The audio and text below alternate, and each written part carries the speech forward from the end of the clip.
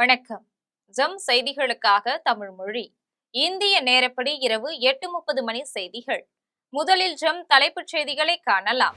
நாட்டில் எரிபொருளுக்கு பற்றாக்குறை இல்லை. கேரளாவில் நடைபெற்ற பொதுக்கூட்டத்தில் மத்திய பாதுகாப்புத்துறை அமைச்சர் ராஜ்நாத் சிங் உரை. சேப்பாக்கம் திருவல்லிக்கேணி தொகுதியில் இரண்டாவது முறையாக போட்டியிடுவதற்கு வேட்புமனு தாக்கல் செய்தார் துணை முதலமைச்சர் உதயநிதி ஸ்டாலின். தமிழ்நாட்டின் சட்டம் ஒழுங்கு பொறுப்பு டிஜிபி வெங்கட்ராமன் மாற்றப்பட்டு புதிய டிஜிபியாக சந்தீப் ராய் ரத்தோர் நியமனம். எந்த கட்சியும் யாருக்கும் அடிமையில்லை. பிரதமர் நரேந்திர மோடி தமிழ்நாட்டிற்கு வந்தபோது வெள்ளை குடை பிடித்த வேந்தன் மு.க. ஸ்டாலின் என எடப்பாடி பழனிசாமி விமர்சனம். சாத்தான்குளம் வழக்கில் குற்றவாளிகள் 9 பேருக்கும் மரண தண்டனை விதிக்க வேண்டும். சிபிஐ தரப்பில் வலியுறுத்தல். இனி விரிவான செய்திகளை காணலாம். நாட்டில் எரிபொருளுக்கு பற்றாக்குறை இல்லை என்றும் இந்திய கடற்படை கப்பல்கள் ஹார்முஸ் ஜலசந்தி வழியாக நாட்டின் எண்ணெய் கப்பல்களை பாதுகாப்பாக அழைத்து செல்கிறது என்றும் மத்திய பாதுகாப்புத்துறை அமைச்சர் ராஜ்நாத் சிங் தெரிவித்தார். கேரளாவில் 140 தொகுதிகளுக்கான சட்டமன்ற தேர்தல் ஏப்ரல் 9 நடைபெறும் நிலையில் இன்று கேரளாவில் நடைபெற்ற சைனிக் சம்மான் பொதுக்கூட்டத்தில் ராஜ்நாத் சிங் உரையாற்றினார். அப்போது நாட்டில் எரிபொருள் மற்றும் எரிவாயுவிற்கு பற்றாக்குறை இல்லை என்றும் மேற்காசிய மோதலால் ஏற்படும் எந்த ஒரு எரிசக்தி நெருக்கடியையும் சமாளிக்க இந்தியா தயாராக உள்ளது என்றும் தெரிவித்துள்ளார். இந்திய கடற்படை கப்பல்கள் ஹார்முஸ் ஜலசந்தி வழியாக நாட்டின் எண்ணெய் கப்பல்களை பாதுகாப்பாக அழைத்து செல்கிறது என்றும் வளைகுடா பிராந்தியத்தில் இந்திய நலன்களை பாதுகாக்க பிரதமர் நரேந்திர மோடி தனது ராஜதந்திரங்களை பயன்படுத்தி வருவதாகவும் மற்றும் மேற்காசியாவில் நிலவும் சூழலை நாங்கள் உன்னிப்பாக கண்காணித்து வருகின்றோம் என்றும் எந்த ஒரு சூழ்நிலையையும் சமாளிக்க தயாராக இருக்கின்றோம் என்றும் மாநிலத்தில் மாற்றங்களை கொண்டு வருவதற்கான சரியான அரசியல் கட்சி பாஜக என்றும் அது மோடியின் உத்தரவாதங்களை கொண்டது என்றும் எனவே சட்டமன்ற தேர்தலில் பாஜகவை தேர்ந்தெடுக்க வேண்டும் எனவும் அவரது தலைமை 24 கேரட் தங்கம் போன்றது, அது சோதிக்கப்பட்டு நிரூபிக்கப்பட்டது எனவும் ராஜ்நாத் சிங் தெரிவித்தார். துணை முதலமைச்சர் உதயநிதி ஸ்டாலின் சேப்பாக்கம் திருவல்லிக்கேணி தொகுதியில் இரண்டாவது முறையாக போட்டியிடுவதற்கு இன்று வேட்புமனு தாக்கல் செய்தார். தமிழக சட்டசபை தேர்தல் இந்த மாதம் 23 நடைபெற உள்ளது. இந்த தேர்தலில் திமுக கூட்டணி, அதிமுக கூட்டணி, தவேக, நாம் தமிழர் கட்சி என 4 முனை போட்டி நிலவுகிறது. திமுக கூட்டணியில் 70 தொகுதிகள் கூட்டணி கட்சிகளுக்கு ஒதுக்கப்பட்டுள்ள நிலையில் 164 தொகுதிகளில் திமுக நேரடியாக போட்டியிடுகிறது. மொத்தம் 175 தொகுதிகளில் உதயசூரியன் சின்னத்தில் போட்டியிட உள்ளது. இந்த சூழலில் திமுக சார்பில் போட்டியிடும் 164 வேட்பாளர்களின் பட்டியலை திமுக தலைவரும் முதலமைச்சருமான மு.க. ஸ்டாலின் வெளியிட்டிருந்தார். இதன்படி துணை முதலமைச்சர் உதயநிதி ஸ்டாலின் சேப்பாக்கம் திருவல்லிக்கேணி தொகுதியில் இரண்டாவது முறையாக போட்டியிட உள்ளார். இந்நிலையில் துணை முதலமைச்சர் உதயநிதி ஸ்டாலின் சேப்பாக்கத்தில் உள்ள அலுவலகத்தில் இன்று தனது வேட்புமனுவை தாக்கல் செய்தார். தமிழக சட்டசபை தொகுதிகளின் வரிசையின் பட்டியலில் சேப்பாக்கம் தொகுதி 19வது இடத்தில் உள்ளது. இது சென்னையின் முக்கியமான பகுதிகளில் ஒன்றாக விளங்குகின்றது. இந்த தொகுதியில் துணை முதலமைச்சர் உதயநிதி ஸ்டாலினுக்கு எதிராக அதிமுக சார்பில் ராஜாராம், நாம் தமிழர் கட்சியின் சார்பில் ஆயிஷா பேகம், தமிழக வெற்றி கழகம் சார்பில் டி. செல்வம் ஆகியோர் போட்டியிடுகின்றனர். தமிழ்நாட்டின் சட்டம் ஒழுங்கு பொறுப்பு டிஜிபி வெங்கட்ராமன் மாற்றப்பட்டு புதிய டிஜிபியாக சந்தீப் ராய் ரத்தோர் நியமனம் செய்யப்பட்டுள்ளார். தமிழ்நாட்டை அடுத்து ஆளப்போவது யார் என்பதை தீர்மானிக்கும் சட்டமன்ற தேர்தல் வருகின்ற 23 நடைபெற உள்ளது. இதையொட்டி தமிழகத்தில் தேர்தல் நடத்தை விதிகள் அமலில் உள்ளன. இந்நிலையில் தமிழ்நாட்டின் சட்டம் ஒழுங்கு டிஜிபியை மாற்றி தேர்தல் ஆணையம் அதிரடியாக உத்தரவிட்டுள்ளது. அதன்படி தமிழ்நாட்டின் சட்டம் ஒழுங்கு பொறுப்பு டிஜிபி வெங்கட்ராமன் மாற்றப்பட்டு புதிய டிஜிபியாக சந்தீப் ராய் ரத்தோர் நியமனம் செய்யப்பட்டுள்ளார். 1992 பேட்ச் IPS அதிகாரியான சந்தீப் ராய் ரத்தோர் தற்போது பயிற்சி கல்லூரி டிஜிபியாக உள்ளார் என்பது குறிப்பிடத்தக்கது. மேலும் 2 கலெக்டர்கள், 2 காவல் ஆணையர்கள் மற்றும் 1 IGயை மாற்றி தேர்தல் ஆணையம் உத்தரவிட்டுள்ளது. அதன்படி தூத்துக்குடி மாவட்ட கலெக்டர் இளம்பகவத் மாற்றப்பட்டு புதிய கலெக்டராக வி. மகாஜன் நியமிக்கப்பட்டுள்ளார். சேலம் மாவட்ட கலெக்டர் பிருந்தாதேவி மாற்றப்பட்டு அருண் தம்புராஜ் நியமிக்கப்பட்டுள்ளார். தாம்பரம் மாநகர காவல் ஆணையர் அமல்ராஜ் மாற்றப்பட்டு சஞ்சய்குமார் புதிய ஆணையராக நியமனம் செய்யப்பட்டுள்ளார். மதுரை மாநகர காவல் ஆணையர் லோகநாதன் மாற்றப்பட்டு அபிஷேக் தீக்ஷித் நியமிக்கப்பட்டுள்ளார். மேற்கு மண்டல ஐஜியை மாற்றி புதிய ஐஜியாக ரம்யா பாரதியை தேர்தல் ஆணையம் நியமித்துள்ளது. எந்த கட்சியும் யாருக்கும் அடிமை இல்லை என்றும் பிரதமர் நரேந்திர மோடி தமிழ்நாட்டுக்கு வந்தபோது வெள்ளை குடை பிடித்த வேந்தன் ஸ்டாலின் என எடப்பாடி பழனிசாமி விமர்சனம் செய்துள்ளார். தர்மபுரியில் அதிமுக பொதுச் செயலாளர் எடப்பாடி பழனிசாமி இன்று தேர்தல் பிரச்சாரம் மேற்கொண்டார். அப்போது பேசிய அவர், கஞ்சா போதைப் பொருளால் இளைஞர்கள் மாணவிகள் சீரழிந்து வருகின்றனர். நாம் பெற்ற பிள்ளைகள் நம் கண்முன்னே அழிந்து வருவதை வேடிக்கை பார்த்து கொண்டிருக்கின்றோம் என்றும், போதைப் பொருட்களால் கொலை, கொள்ளை உள்ளிட்ட குற்ற செயல்கள் அதிகம் நடக்கின்றன என்றும் எடப்பாடி பழனிசாமி தெரிவித்தார். மேலும் அண்ணா பல்கலைக்கழக வழக்கில் யார் அந்த சார் என்பதை கண்டுபிடித்து தண்டனை வழங்குவோம் எனவும், தமிழ்நாட்டில் பாலியல் சீண்டல்களே நடக்கவில்லை என்கிறார் ஸ்டாலின். பொள்ளாச்சியில் பாலியல் குற்றங்கள் நடந்தபோது உடனே சிபிஐக்கு மாற்றியது அதிமுக அரசு எனவும், அண்ணா நகர் சிறுமி வழக்கில் குற்றவாளிகளை காப்பாற்ற திமுக அரசு உச்சநீதிமன்றம் சென்றது எனவும், பாஜகவிடம் நாங்கள் அடிமையாக இருக்கிறோமா என கேள்வி எழுப்பிய அவர், எந்த கட்சியும் யாருக்கும் அடிமை இல்லை எனவும், ஸ்டாலின் கட்சியை போல கூஜா தூக்கும் கட்சி அல்ல அதிமுக என்றும், பிரதமர் நரேந்திர மோடிக்கு தமிழ்நாட்டுக்கு வந்தபோது வெள்ளை குடை பிடித்த வேந்தன் ஸ்டாலின் என்றும், பிரதமரின் தயவு தேவை என்பதால் அவருக்கு ரத்தன கம்பளம் விரித்து வரவேற்பு அளித்தார் ஸ்டாலின் எனவும், 2021 தேர்தலின் போது நீட் தேர்விற்கு விலக்கு பெறுவோம் என கூறினார்கள். ஆனால் எதையும் செய்யவில்லை என்றும் எடப்பாடி பழனிசாமி தெரிவித்தார். சாத்தான்குளம் வழக்கில் குற்றவாளிகள் 9 பேருக்கும் மரண தண்டனை விதிக்க வேண்டும் என்று சிபிஐ தரப்பில் வாதிக்கப்பட்டது. தூத்துக்குடி மாவட்டம் சாத்தான்குளத்தை சேர்ந்த ஜெயராஜ் மற்றும் அவரது மகன் பெனிக்ஸ் ஆகியோர் கடந்த 2020ஆம் ஆண்டில் காவல்துறையினரின் விசாரணையின் போது தாக்கப்பட்டதில் உயிரிழந்தனர். இந்த வழக்கை சிபிஐ விசாரித்தது. இதில் அப்போதைய காவல்துறை ஆய்வாளர் ஸ்ரீதர், துணை ஆய்வாளர்கள் ரகு கணேஷ், பாலகிருஷ்ணன் உட்பட 9 காவலர்கள் கைது செய்யப்பட்டு மதுரை மத்திய சிறையில் அடைக்கப்பட்டுள்ளனர். இந்த வழக்கின் முழு விசாரணையும் முடிவடைந்த நிலையில் கடந்த மாதம் 23ஆம் தேதி மதுரை மாவட்ட நீதிமன்ற நீதிபதி முத்துக்குமரன் கைதான 9 காவலர்களுக்கும் குற்றவாளிகள் என்றும், தண்டனை விவரம் பின்னர் அறிவிக்கப்படும் என்றும், தண்டனை குறித்து மத்திய அரசின் சிபிஐ மற்றும் மாநில அரசின் நிலைப்பாட்டை அறிக்கையாக தாக்கல் செய்ய வேண்டும் என்றும் நீதிபதி உத்தரவிட்டிருந்தார். கடந்த 30ஆம் தேதி இந்த வழக்கு மீண்டும் விசாரணைக்கு வந்தபோது மத்திய மற்றும் மாநில அரசுகள் அறிக்கை தாக்கல் செய்ய கால அவகாசம் கோரின. இதன் காரணமாக வழக்கு ஏப்ரல் 2ஆம் தேதிக்கு ஒத்திவைக்கப்பட்டது. இந்நிலையில் சாத்தான்குளம் வழக்கில் குற்றவாளிகள் 9 பேருக்கும் மரண தண்டனை விதிக்க வேண்டும் என்று சிபிஐ தரப்பு வாதிட்டது.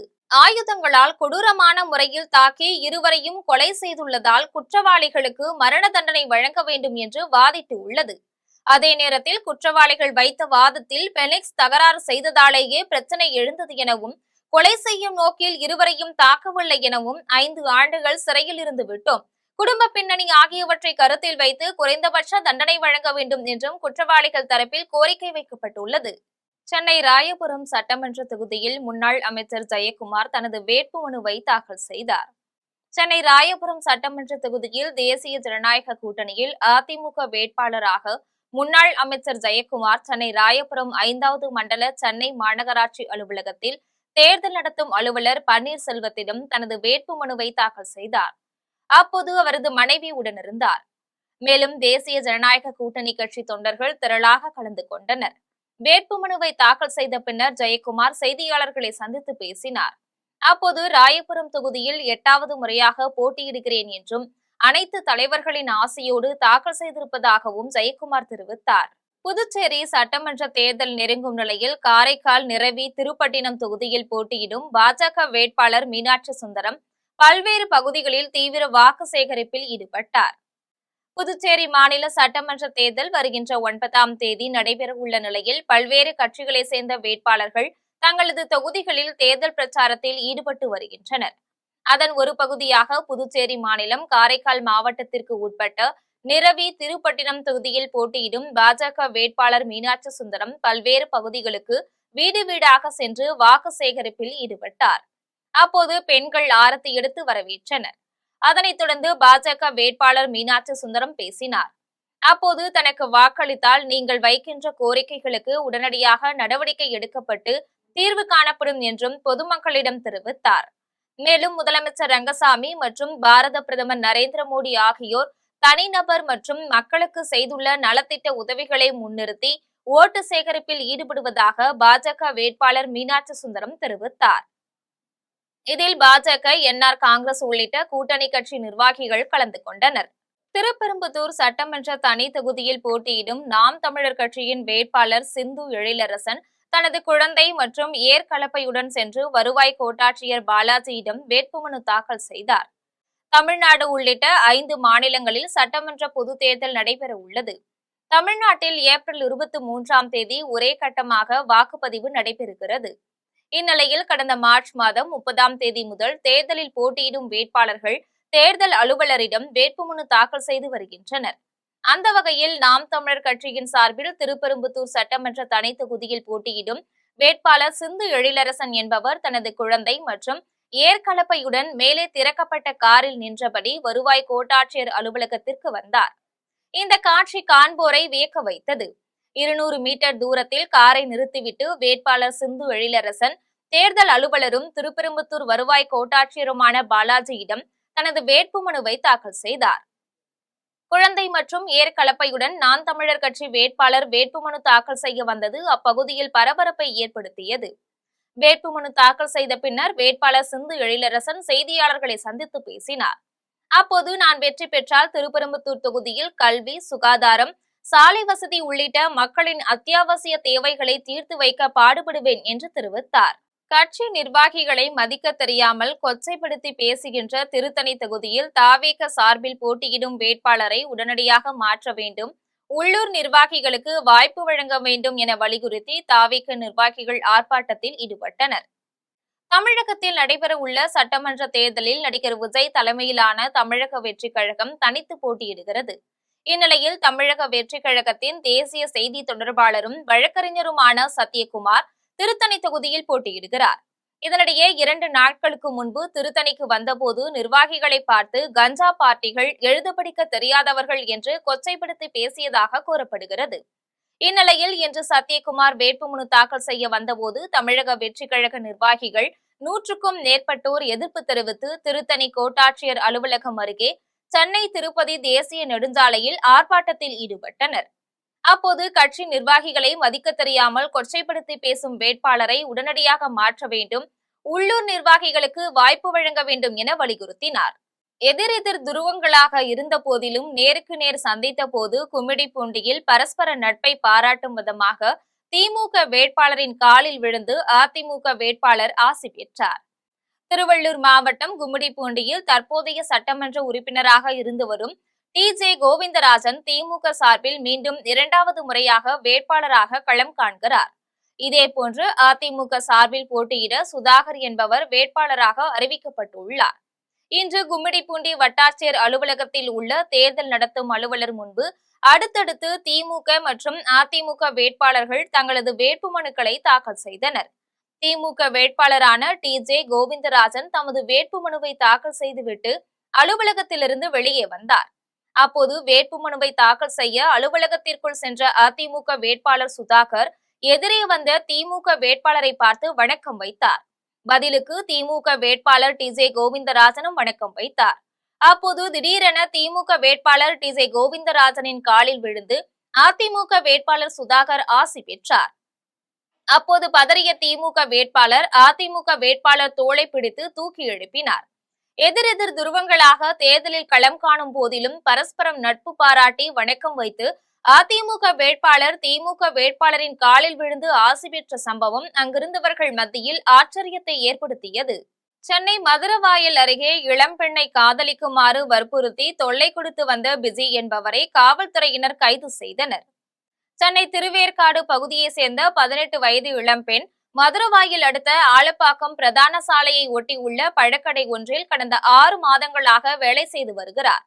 இந்நிலையில் மதுரவாயில் பிள்ளையார் கோவில் தெருவை சேர்ந்த பிஜி என்பவர் அப்பகுதியில் உள்ள கடைகளுக்கு வட்டிக்கு பணம் கொடுத்து வசூல் செய்யும் தொழில் செய்து வருகிறார்.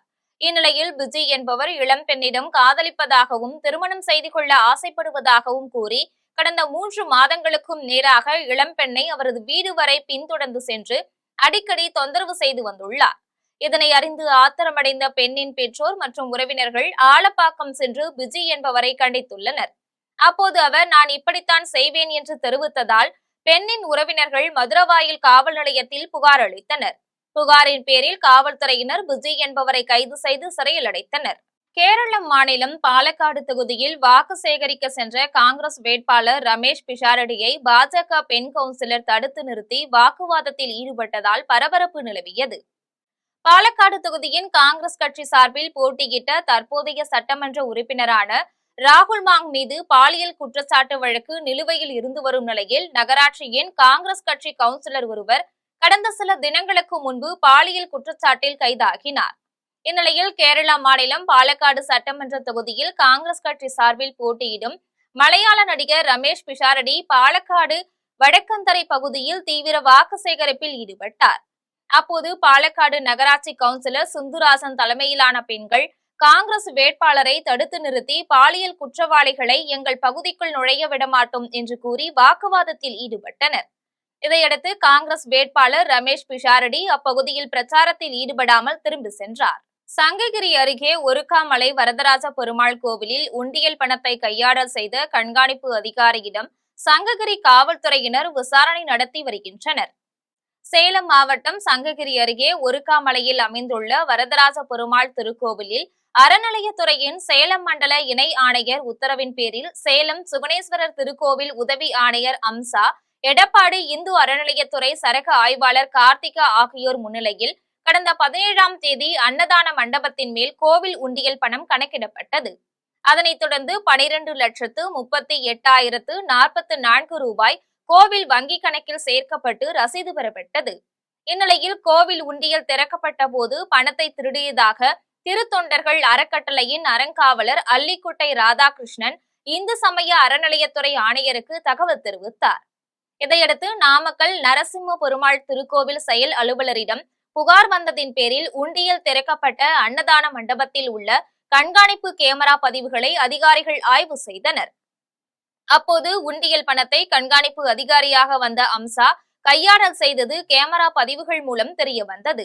இதையடுத்து சங்ககிரி வரதராஜ பெருமாள் திருக்கோவில் செயல் அலுவலர் மாலா சங்ககிரி காவல் நிலையத்தில் அளித்த புகாரின் பேரில் காவல்துறையினர் வழக்கு பதிவு செய்து விசாரணை நடத்தி வருகின்றனர். வேலியே பயிரை மேய்ந்த கதையாக ஒருக்காமலை வரதராஜ பெருமாள் கோவில் பணத்தை பாதுகாக்கும் அதிகாரியே பணத்தை களவாடிய சம்பவம் அப்பகுதியில் பெரும் பரபரப்பை ஏற்படுத்தியுள்ளது. தாராபுரம் அருகே கோழிப்பண்ணை உரிமையாளர் உரிய ஆவணமின்றி எடுத்து சென்ற ரூபாய் 90,000 தேர்தல் பறக்கும் படையினர் பறிமுதல் செய்தனர். திருப்பூர் மாவட்டம் தாராபுரம் அருகே மடத்துப்பாளையம் பகுதியில் பறக்கும் படை அதிகாரிகள் வாகன சோதனையில் ஈடுபட்டிருந்தனர். அப்போது திம்மநாயக்கன் பாளையம் பகுதியை சேர்ந்த யுவராஜ் என்பவரின் வாகனத்தை சோதனை செய்தனர். சோதனையில் உரிய ஆவணமின்றி எடுத்து செல்லப்பட்ட 90,000 ரூபாய் ரொக்க பணத்தையும் பறக்கும் படை அதிகாரிகள் பறிமுதல் செய்து தாராபுரம் வட்டாட்சியர் அலுவலகத்தில் ஒப்படைத்தனர். அப்போது யுவராஜ் கோழி பண்ணைக்கு தேவையான தீவனங்களை வாங்குவதற்கு ரூபாய் 90,000 பணத்தை எடுத்து சென்றதாக தெரிய வந்தது. காட்டுமன்னார் கோவில் பகுதியில் பாட்டாளி மக்கள் கட்சியின் தேர்தல் அலுவலகத்தை சிதம்பரம் தொகுதி அதிமுக வேட்பாளர் KA பாண்டியன் திறந்து வைத்தார். கடலூர் மாவட்டம் காட்டுமன்னார் கோவிலில் பாட்டாளி மக்கள் கட்சியின் தேர்தல் பணி அலுவலக திறப்பு விழா நடைபெற்றது. விழாவில் NDA கூட்டணியை சேர்ந்த அனைத்து கட்சியினரும் பங்கேற்றனர். விழாவிற்கு பாமக மாவட்ட செயலாளர் செல்வ மகேஷ் தலைமை தாங்கினார்.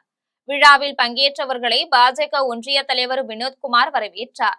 விழாவில் சிதம்பரம் தொகுதி அதிமுக வேட்பாளர் KA பாண்டியன் சிறப்பு அழைப்பாளராக கலந்து கொண்டு ரிப்பன் வெட்டி தேர்தல் அலுவலகத்தை திறந்து வைத்தார்.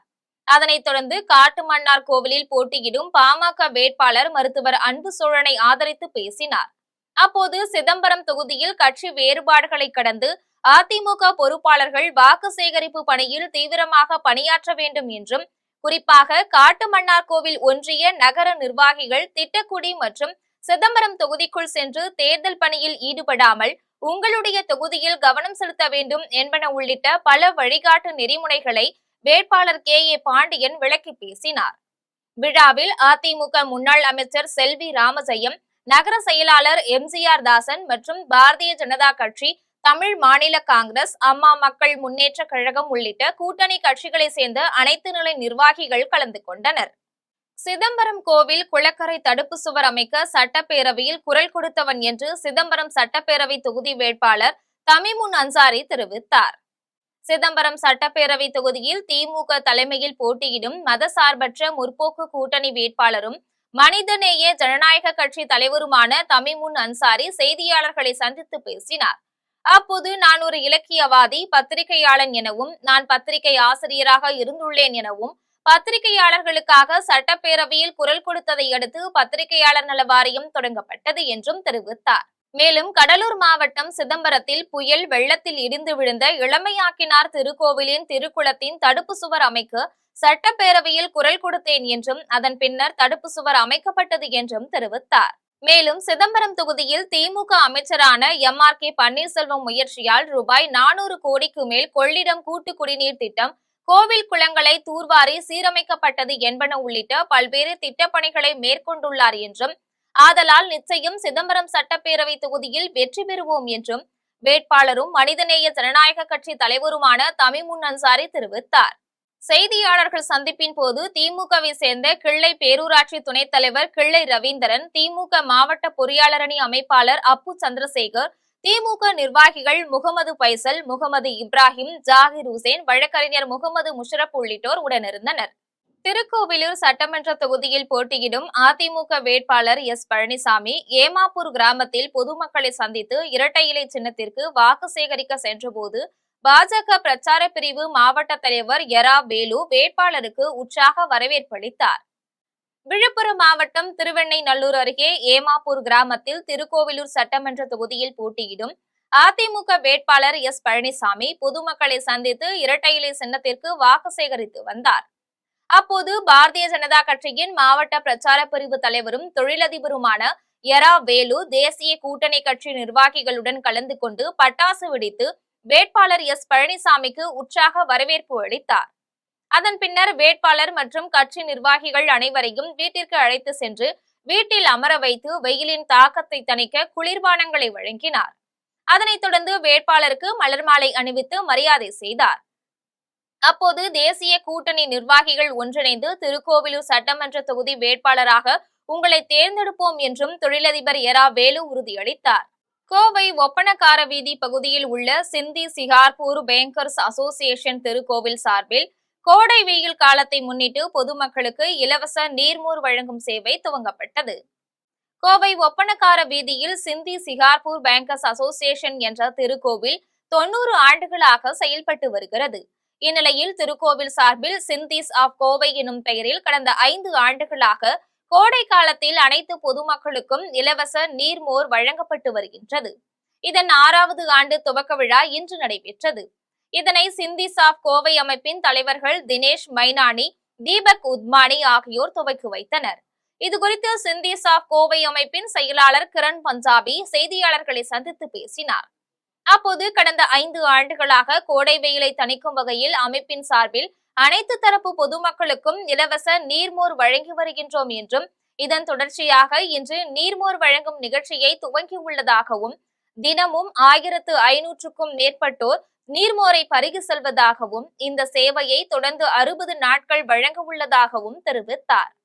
மேலும் இந்த சேவை செய்ய எங்களுக்கு உதவியாக இருந்த அனைத்து நிர்வாகிகளுக்கும் அமைப்பின் செயலாளர் கிரண் பஞ்சாபி நன்றி தெரிவித்தார்.